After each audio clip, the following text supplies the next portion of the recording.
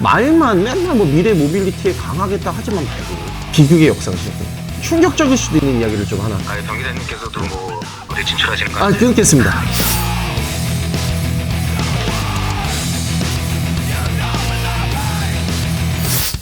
떴다 변비행 변종국입니다. 오늘의 주제는 독립된 항공 전문 조직 과연 신설될 것인가 입니다. 윤석열 새 정부가 항공우주청을 신설하겠다라고 가닥을 잡았습니다. 항공업계가 오랜 기간 바래왔던 독립된 항공 전문 기구가 과연 설치가 될 것인지, 그리고 어떠한 구체적인 논의가 필요한지 변비행에서 속속들이 알아보도록 하겠습니다. 윤석열 당선인에게 바란다. 떴다 변비행 이륙합니다. 자, 일단은 먼저 이제 우리나라의 항공 분야를 관장하는 조직이 어딘지 아십니까? 바로 국토교통부입니다. 뭐 다시겠죠. 네, 국토교통부가 우리나라 이제 항공 정책을 주무하고 있는 부서입니다.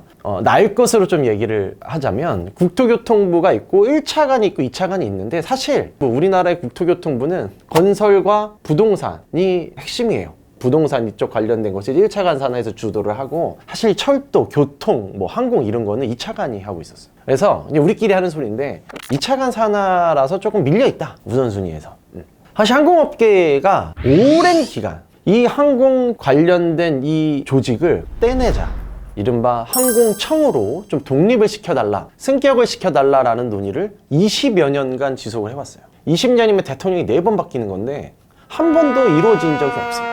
항공청으로 승격되지 못한 실패의 연역에 대해서 좀 설명을 해드리도록 할게요.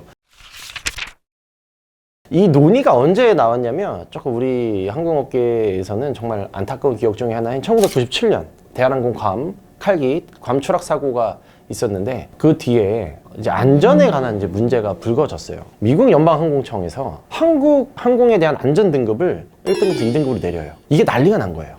등급을 내렸다는 것 자체는 안전하지 않다는 말이기 때문에 다른 나라와의 어떤 항공 협정이나 외교를 맺는 데 있어서 우리가 굉장히 불리한 상황에 처해집니다.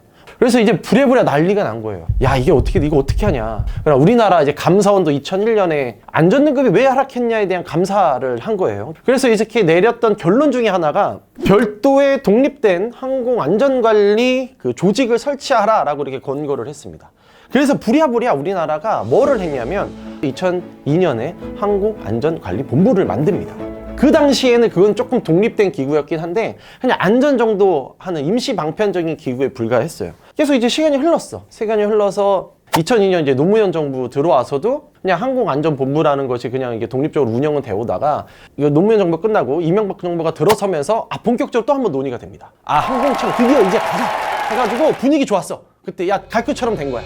갈 것처럼 딱 됐는데, 그때 당시에 이제 건교부라는 것과 해수부가 합쳐지면서 국토해양부라는 게 생겨요. 국토해양부. 항공은 어디로 왔냐? 국토해양부 산하로 들어갑니다. 비극의 역사가 시작됩니다. 여기서 헤어나오지 못해, 이제부터. 자, 그래서 이명박 정부가 지나갔어. 근데 박근혜 정부가 들어와서 또 한 번 이 해양이나 항공 분야를 독립시켜야 되는 거 아니냐라는 목소리가 나왔지만, 박근혜 정부에서는 해양수산부는 독립시켜버립니다.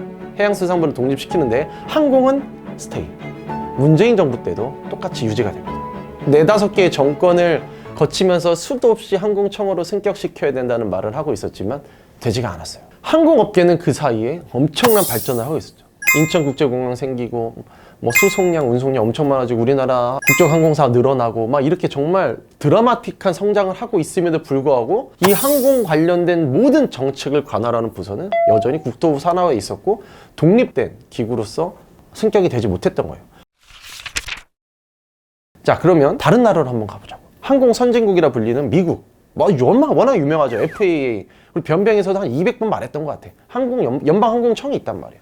여기는 항공과 공항 관련된 모든 것을 할 뿐만 아니라 심지어 여기서 우주 발사체, 스페이스 뭐 이런 관련된 것도 여기서 일을 하고 있고, 항공 관련된 테러 및 등등등에 관한 업무, 보안 업무까지도 싹 다 하고 있어요. 너무 커요. 여기는 거의 글로벌 정말 표준과도 같은 그런 조직이에요. 그리고 아시아에서 대표적인 항공 강국이 싱가포르인데, 싱가포르는 뭐 말할 것도 없이 전문화된 민간 독립된 그 항공기구가 존재하고 있고, 유일하게 뭔가 항공이 발전하고 있음에도 불구하고 항공이라는 것을 조금 이제 약간 조직적으로 등한시하고 있는 대표적인 나라가 한국과 일본이야. 우리나라가 이게 상당히 일본의 어떤 그 직제나 이런 것을 많이 받아왔기 때문인지는 모르겠습니다만, 글쎄요, 묘한 거죠. 그런데 제가 여러분들에게 조금은 이제 충격적일 수도 있는 이야기를 좀 하나 해도록 하겠습니다. 그 국제 민간 항공 기구라고 있어요. 아이카오라고 있습니다. 그 아이카오의 이사회가 크게 세 가지입니다. 파트 1, 파트 2, 파트 3가 있어요. 파트 1은 항공에 대해서 큰 기여를 하고 들에게 파트 1의 지위가 주어지고, 파트 1 국가는 영국, 미국, 독일, 러시아, 중국, 일본 요런 정도입니다. 파트 2는 글로벌 항공 항해에 관해서 좀 기여를 한 나라에게 파트 2의 지위를 부여를 하고, 파트 2 스페인, 싱가포르, 이집트, 나이지리아, 아르헨티나, 핀란드 요런 나라입니다. 12개 나라인데, 파트 3는 그냥 지역 대표 심볼, 이 정도야. 파트 3를 봅시다. 우리나라가 속해 있는 이 파트 3. 제가 자칫 지금부터 호명하는 나라를 폄훼한다고 생각하지 말아주시고, 우리나라랑 그냥 동급이다 라고 생각해 주시고 들어주세요. 파트 3의 국가: 대한민국, 그리스, 말레이시아, 페루, 수단, 적도기니, 코스타리카, 파라과이. 사실 이 파트 3에 속한 것만 해도 대단한 성과예요. 아쉽잖아. 우리가 갖고 있는 어떤 경제력과 항공 인프라와 같은 거를 봤을 때 좀 아쉽잖아. 여기 들어있는 게. 근데 도대체 여기 왜 들어있냐라고 이렇게 물어보면 다양한 이유가 있지만, 그 중에서 이제 하나로 꼽는 것이 이제 독립된 전문화된 항공 그 조직이 부재하다라는 걸 이유로 꼽는 사람들도 있어요. 그런데 다행인 것은 그 윤석열 대통령 당선인이 공약으로 내섰었어. 항공우주청을 신설하겠다. 윤석열 대통령 당선인 공약집에 보면 워딩이 정확히 이렇게 나와 있습니다. 항공우주산업 발전을 위해서 항공우주청 설립, 항공우주산업 클러스터 조성, 항공우주 제조 혁신타운 조성이에요. 근데 이게 보기만 하면 뭔가 항공 쪽이라는 느낌보다는 우주에 굉장히 포커싱을 많이 맞춰져 있어.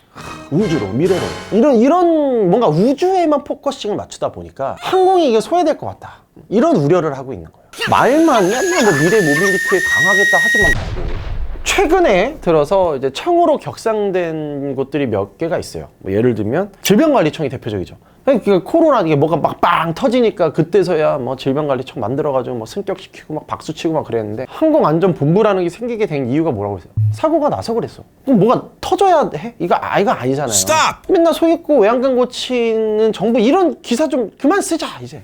그래서 요거를 강력하게 총대 메고 주장하시는 이제 기장님이 계시는데, 변비행에 많이 출연했습니다. 저보다 그 기장님의 팬들이 더 많은데, 우리 구독자 중에서 그 박상무 기장이 여기에 굉장히 관심이 많아요. 그 박상무 기장한테 전화 한번 할까? 아니야. 변비행입니다. 변비행입니까? 네. 아니, 저희가 항공우주청이 이제 신설된다고 하는데, 그 제가 이야기하는 것보다는 그 우리 좀 현장에 계시는 기장님들, 항공 전문가분들이 독립된 조직의 필요성에 대해서 한번 말씀을 좀 부탁드리겠습니다. 가장 중요한 건, 항공은 제 국토부 지금 안에 들어가 있지만 교통수단 자체가 국제선을 위주로 하기 때문에 국제적 협력들이 굉장히 중요해요. 그렇죠. 말하자면 그쪽의 안전을 담보해야 그 비행기가 자국으로 들어오는 허락을 한다든지, 그렇죠. 또 이 고도화된 장비들을 이용하기 때문에 국제적인 질서 안에서 움직이는 게 많은데, 그렇죠, 그런 것들을 그렇죠. 이제 국토부 안의 조직으로 상대하기에는 역부족이라는 게 저희의 시각이고요. 네. 국제적인 선례들을 봐도 미국의 항공청이라든지 유럽의 항공청이라든지 이런 독립된 청들이 국제 무대에서 굉장히 활약을 하고 있어요. 네네네. 예, 저희 입장에서는 우리나라는 그냥 그런 것들을 따라가기에 급급하다. 그쵸, 맞습니다. 네. 그런 거를 선도적으로 그 무대에서 우리의 목소리를 내고 우리의 국익을 위해 가지고 활동할 사람들이 너무나 부족하다. 운수권도 마찬가지고, 어느 나라를 맘대로 갈 수 있는 게 아니잖아요. 그렇죠. 저희가. 네. 전 세계적으로 항공 교통량이 점점 많아지면서 점점 더 복잡해지고 있어요. 맞습니다. UAM이라든지 그다음에 또 드론이라든지 여러 가지 미래의 또 먹거리, 그런 것들을 다 커버하고 국제관계 안에서 풀어가기 위해서는 가장 중요한 건 전문가가 필요해요. 그렇죠. 네. 맞습니다. 독립된 예산과 인사권을 가지고 국익을 위해 가지고 활동할 수 있는 전문가들을 키울 수 있는 조직이 필요하다. 맞습니다. 요즘 저기 정계 진출 생각하고 계신 거 아니죠? 아유, 아닙니다. 병 기자님께서도 어디 진출하시는 거 아니에요? 끊겠습니다. 네. 이렇게 하시죠. 우리 대통령 당선인에게 영상 편지 짧게. 인수위 시절에 이제 새로운 정부가 출범을 할 때 이런 정부 조직을 체계를 잡는 게 가장 효율적인 방법이라고 생각을 합니다. 그럼요. 네. 예, 그러니까 이참에 우리 항공과 또 요즘에 이제 우주까지도 이야기되고 네네. 있지만, 예, 그런 걸 다 아울러서라도 꼭 독립된 청을 꼭 신설해 주시기를 좀 간청드립니다. 네. 오늘 안 바쁘신데 감사합니다. 통화해 주셔서. 네. 들어가십시오. 네. 자, 오랜만에 박상무 기자랑 통화까지 마쳤습니다. 계속 이제 반복되는 결론이지만 이제 정말 보다 독립되고 전문화된 어떤 기구 그리고 인력 양성, 우리 미래 꿈나무들의 정말 우리 후손들의 항공 100년 대결을 위해서 큰 결단이 필요한 시점이다. 발전적인 항공산업, 모빌리티 산업이 되는데 좀 기여를 하는 콘텐츠가 되면 좋겠다는 생각을 해봅니다. 변비행은 언제나 그렇듯 항공업계를 응원합니다.